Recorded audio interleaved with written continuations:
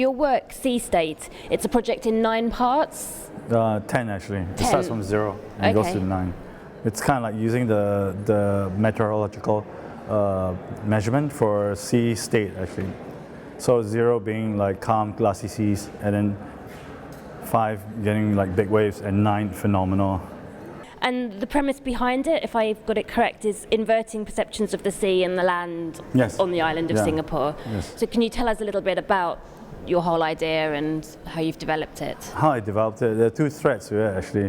One was I was doing a residency in Thailand actually called, and I was introduced to this project by a curator called Jap, and it was a project called the Mekong Project, about how the Mekong River ran down from like China and went through all these like Southeast Asian countries, and that was quite interesting because it kind of combined like culture to geography to commerce to even the motive, the mythical motive of the Naga is a dragon actually, and it's kind of connected to the river, and it made me think like, wow, Southeast Asia, but Singapore is in Southeast Asia, but we don't have the Mekong River, and there are a number of countries that don't have the Mekong River actually. Indonesia, Malaysia, Philippines, and East Timor, and Singapore. So I was thinking like, what kind of systems do we have actually, what's operating there? And through the Mekong Project actually I was looking at water. So I came out with this idea to invert the way we look at water, primarily in my situation, which the place where I live is Singapore. So what I'm doing is like, in a very naive way, which I think is wrong, but it was a way to start the project, was to invert the way we look at water, so the land becomes the sea and then the sea becomes the land. In a sense, forcing the sea as a cultural territorial space. And in Singapore, I think it's interesting because the water temperature of the sea is almost the same temperature as your blood. So if you fall into water in the sea, you can actually remain in the sea indefinitely. Say, as opposed to somewhere in Northern Europe where if you fall into water, you have like something like 15 minutes to survive before you get hypothermia. Yeah, so with that knowledge, actually, it kind of like opens up new possibilities and ways of thinking about the sea. And you yourself were an Olympic sailor. Yes. Were you an artist at the same time? I was one of these kids that had a natural ability to draw. It's a bit of a cliche if you can draw, oh wow, I'm an artist. But what actually happened was this, it's kind of hard to describe.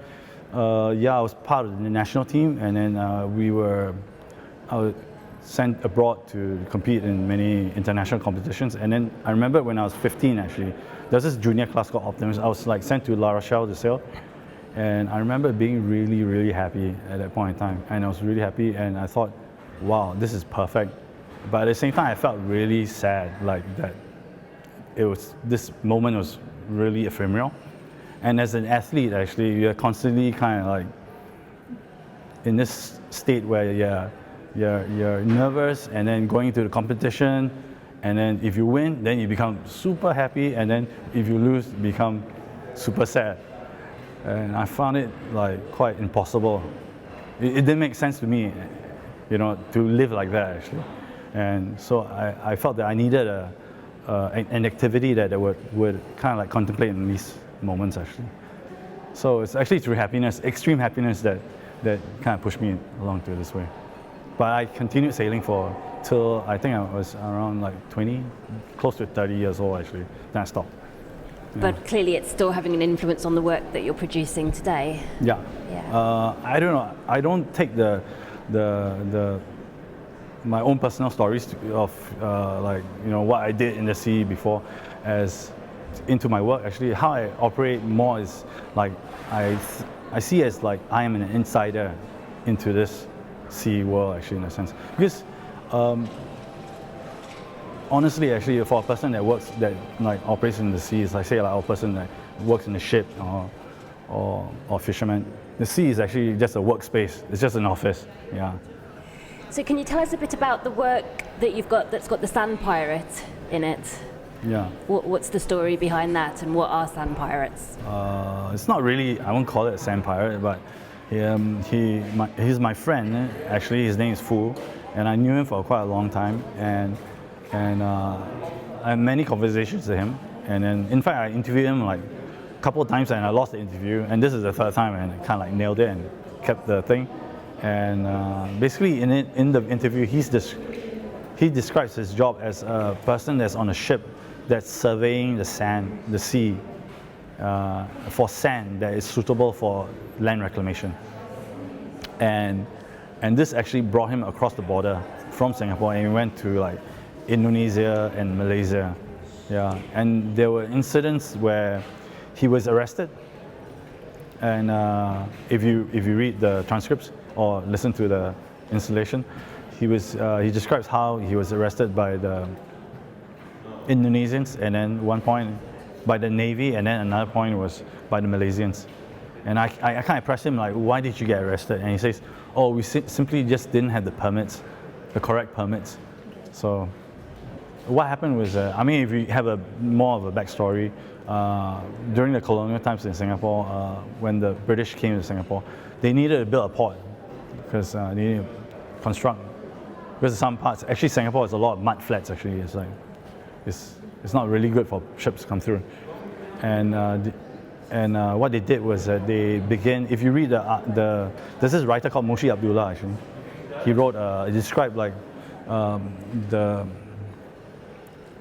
British colonial leaders employing Indian workers to raise a hill down and to build a port.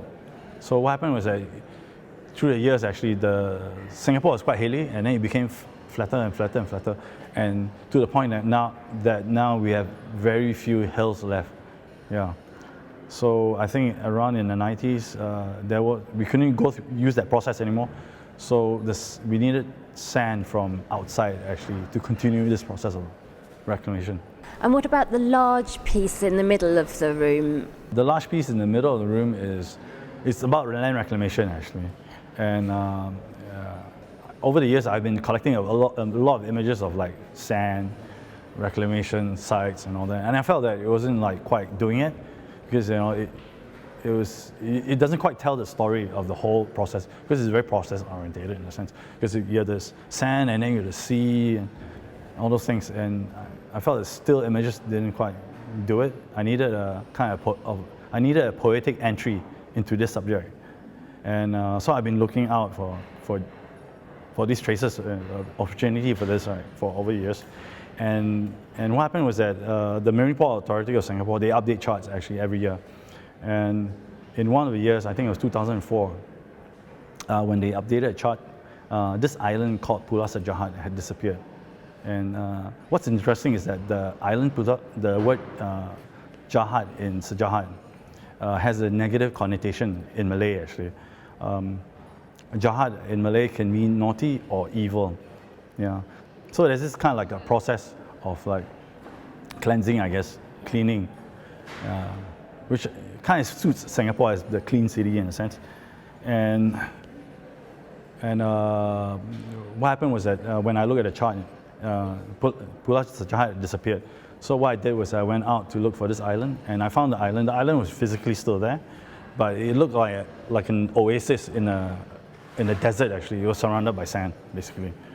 And I walked on the island, and actually it didn't feel like an evil island to me. It just felt like any island. And so I wanted to think about like what happened actually to understand the gravitas of this event. And then I looked at the chart. There were two other elements that actually disappeared through this process. One was another islet called Pulau Sejahat Kecil, and then the other one was a buoy actually, a navigational aid that was called Sejahat in it. And then I was thinking, Sejahat is just a kind of like a sign that we place on the island. So I guess physically that word would exist on the chart actually, on the buoy itself, because buoys have names. So what I did was that the buoy had disappeared, it's gone. And so it was a kind of a reverse process where I found the company that actually built the original buoy of Sejahat, and they have an archive of like buoys that they built, because apparently like when you build a buoy, it has to be specific to the tidal conditions of the area. And then it was very simple. I simply just asked them to rebuild it, make the same thing. So they did, and then so what we did was we took the buoy and we brought it to the general closest location where there was still water, and we sunk the buoy in that location. Yeah, and we left it for 4 weeks, and we pulled it out, and it was like full of barnacles. Yeah. It looks like it's been there for a lot longer than 4 weeks. Yeah, and that's part of the reason of the tropical process.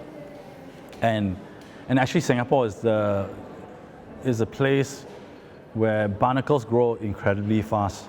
Yeah, because of the tropical, and also partly because of maybe also, I'm sure it's influenced by land reclamation. Yeah, because when you reclaim land, you get less space for water, and then water pressure increases, which means tidal flow is faster.